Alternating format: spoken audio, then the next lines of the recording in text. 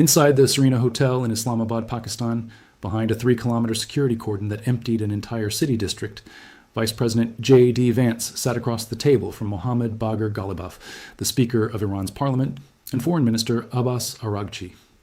This is the first time senior American and Iranian officials have negotiated face-to-face since the Islamic Revolution in 1979, and it is happening inside a hotel ballroom in Pakistan's capital, while a ceasefire that is 4 days old threatens to collapse at any moment. And here is what nobody is connecting for you. These talks were never supposed to be direct. They were designed as proximity talks, where both sides would sit in separate rooms while Pakistani mediators shuttled proposals between them. But sources close to the mediation confirmed that the format changed midday, and the two delegations are now sitting in the same room with Pakistani officials present as intermediaries. That shift did not happen because both sides suddenly trust each other. It happened because the ceasefire is unraveling faster than anyone anticipated, and indirect communication is too slow to prevent the next escalation. Over the next few minutes, I'm going to show you exactly what each side brought to the table, why the 4 conditions Iran calls non-negotiable make a deal almost impossible this weekend, and what happens to the global economy if these talks fail and the war restarts. The mainstream media is showing you handshakes and billboards in Islamabad. What they are not showing you is the math behind Iran's negotiating position, a position built on 6 weeks of proving that the world's most expensive military cannot force open a 21-mile-wide waterway. Let's start with what Iran put on the table. Tehran's delegation arrived with a 10-point proposal and 4 demands they publicly declared non-negotiable before the talks even began. The first is full sovereignty over the Strait of Hormuz, meaning Iran retains the permanent right to regulate and charge vessels transiting the waterway. The second is complete war reparations paid by the United States and Israel for the damage inflicted since February 28th.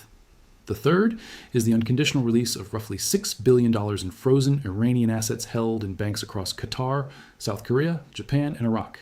And the fourth is a durable ceasefire across the entire region, including Lebanon, where Israeli strikes have killed nearly 2,000 people since the fighting began in March. Now here is the American position, and the gap between these two sides is not a crack, it is a canyon. President Trump said on Friday that the primary objective is ensuring Iran cannot obtain a nuclear weapon. His exact words were, "No nuclear weapon, that is 99% of it. Washington wants Iran to halt all uranium enrichment, surrender its 440-kilogram stockpile of 60% enriched uranium, and accept international verification.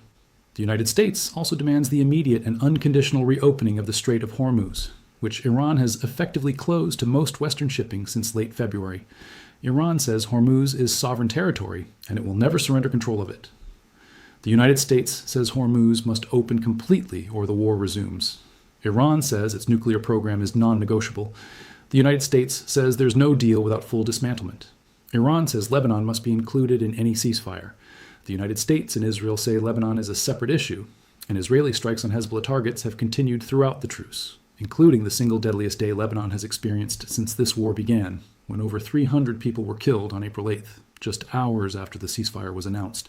Now here's the part that should terrify anyone watching these negotiations from the outside.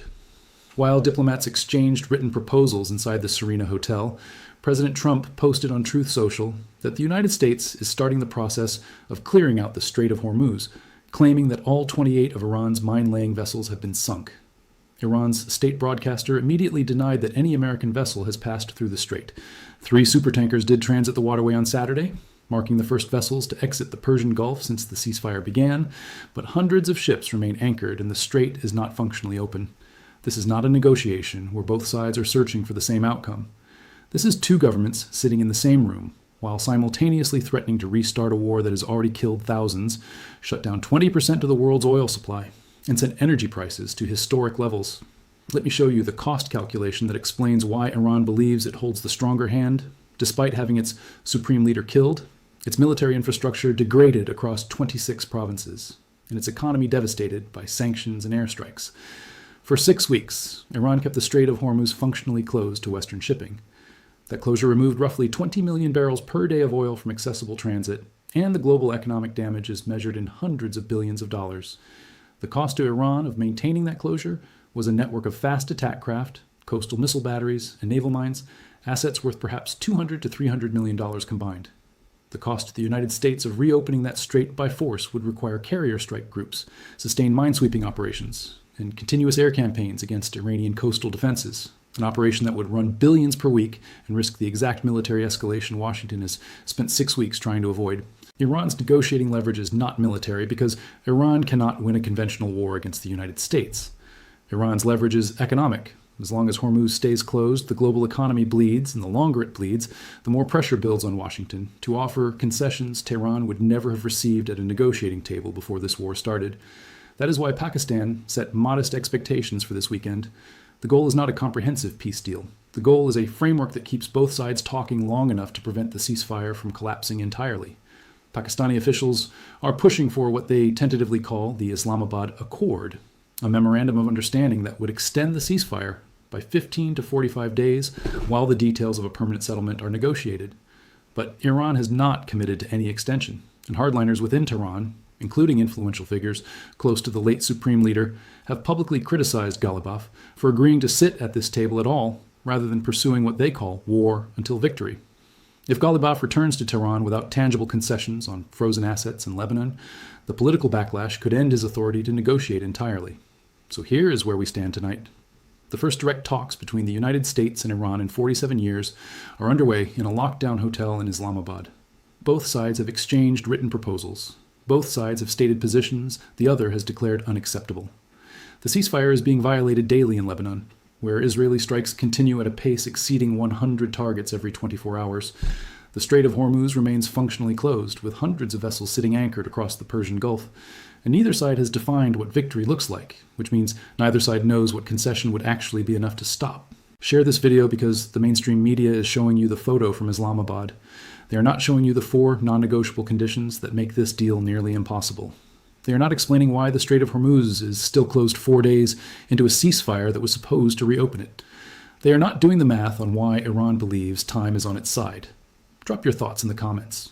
Do you think these talks produce a real agreement, or is the ceasefire already dead and both sides are just looking for someone to blame when the missiles start flying again? 47 years of silence broken in a ballroom in Islamabad.